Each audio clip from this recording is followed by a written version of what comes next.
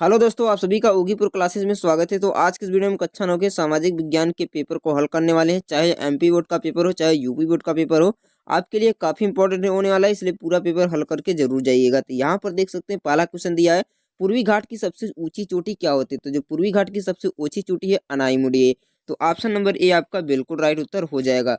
उसके बाद दूसरा क्वेश्चन दिया हुआ है कि लूनी नदी किस क्षेत्र में सबसे बड़ी नदी है? तो लूनी नदी जो है मरुस्थलीय मैदान की सबसे बड़ी नदी है। तो ऑप्शन नंबर सी, अगर ये ग सही हो जाएगा, घ सही हो जाएगा। उसके बाद 3 नंबर क्वेश्चन दिया कि भारतीय संविधान प्रभाव में आया था तो 26 जनवरी 1950 को। कब? 26 जनवरी 1950 को। तो ऑप्शन नंबर सी बिल्कुल राइट उत्तर हो जाएगा। उसके बाद 4 नंबर क्वेश्चन दिया हुआ है कि दक्षिण अफ्रीका में किन लोगों को भेदभाव किया जाता है? तो काले लोगों पर भेदभाव किया जाता था। ऑप्शन नंबर ए बिल्कुल राइट उत्तर हो जाएगा। उसके बाद नेक्स्ट क्वेश्चन दिया कि सिंधु नदी की कुल लंबाई कितनी है? तो सिंधु नदी की जो कुल लंबाई है, अगर आपसे पूछा जाए कि सिंधु नदी की कुल लंबाई कितनी है, तो सिंधु नदी की जो कुल लंबाई 2700 किलोमीटर है। उसके बाद नेक्स्ट क्वेश्चन दिया है, अर्थव्यवस्था की जनसंख्या में शामिल होते हैं परसेंटी के रूप में, जनसंख्या के रूप में, मूल्य के रूप में, तो सभी के रूप में शामिल होते हैं।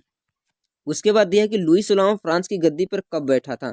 तो लुई सोलहवां जो फ्रांस की गद्दी पर सन 1774 ईस्वी में बैठा था। तो ऑप्शन नंबर ए बिल्कुल राइट उत्तर हो जाएगा। उसके बाद टाइद क्या था? तो टाइद जो था धार्मिक कर था, जो कि धर्मों पर लगता था, जो कि चर्च वर्च में लगता था। यह एक धार्मिक कर था। उसके बाद 9वां दिया है कि हथकरघा उद्योग किस क्षेत्र में आता है? हथकरघा उद्योग जो है द्वितीय क्षेत्र में आता है।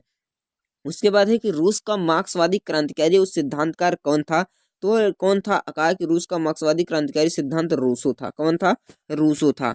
उसके बाद है कि असुरक्षा किसके प्रति एक माप है? निर्धनता के प्रति, संसाधन के प्रति, व्यवसाय के प्रति, तो सभी के प्रति एक माप है। उसके बाद एल नीनो क्या होता है? तो एल नीनो जो समुद्र की गर्म जलधारा होती है, उसे एल नीनो कहा जाता है। उसके बाद नेक्स्ट क्वेश्चन दिया हुआ है कि भारतीय संविधान के जनक किसे माना जाता है? तो भारतीय संविधान के जनक आप सभी जानते हैं कि भारतीय संविधान के जो जनक है भीमराव अंबेडकर को माना जाता है। तो ऑप्शन नंबर बी बिल्कुल राइट उत्तर हो जाता है।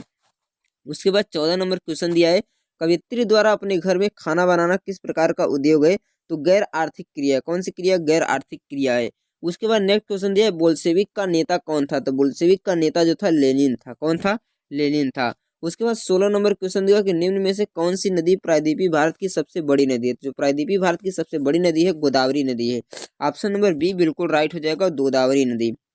उसके बाद 17 नंबर क्वेश्चन दिया हुआ है कि देश के संकट काल की घोषणा कौन कर सकता है? जब देश में संकट आता है, आपातकाल लगता है, उसकी घोषणा कौन करता है? तो राष्ट्रपति करता है। कौन करता है? राष्ट्रपति। तो ऑप्शन नंबर ए बिल्कुल राइट हो जाएगा। उसके बाद कहा कि समझौते, सामाजिक समझौते के आधार पर सरकार ने किसकी वकालत किसने की थी? तो किसने की थी? आप सभी लोग जानते हैं, तो रूसो ने की थी। किसने की थी? रूसो ने की थी। उसके बाद नेक्स्ट क्वेश्चन दिया कि जनगणना 2011 के अनुसार कर्नाटक की कुल जनसंख्या कितनी थी? तो इस क्वेश्चन का उत्तर आपको कमेंट बॉक्स में बताना है, इसका उत्तर क्या होगा। तो मैं अभी आपको देखूं कि आप जनसंख्या के बारे में कितना जागरूक हैं। उसके बाद नेक्स्ट क्वेश्चन दिया है कि 20 नंबर क्वेश्चन, शिक्षित माता पिता अपना निवेश करते हैं, यानी शिक्षित जो माता पिता होते हैं अपना पैसा कहाँ निवेश करते हैं? बच्चों की शिक्षा पर, मकान बनाने पर, कार खरीदने पर, या किसी पर नहीं? तो बच्चों की शिक्षा पर खर्च करते हैं। तो ऑप्शन नंबर ए बिल्कुल राइट उत्तर हो जाता है। उसके बाद खंड बी से क्वेश्चनों को देखते हैं, जो कि वर्णात्मक प्रश्न है। ये सभी को आपको राइट करना नहीं, लिखना है। यहाँ पर देख सकते हैं, पहला क्वेश्चन दिया कि फ्रांस की क्रांति के समय, फ्रांस की क्रांति के पूर्व फ्रांस की आर्थिक दशा का वर्णन कीजिए, अथवा वृष्टि छाया प्रदेश किसे कहते हैं? आपको इसकी वर्षा का क्या अर्थ होता है, जो अथवा पर्वतीय वर्षा का क्या अर्थ होता है, इसके बारे में लिखिए।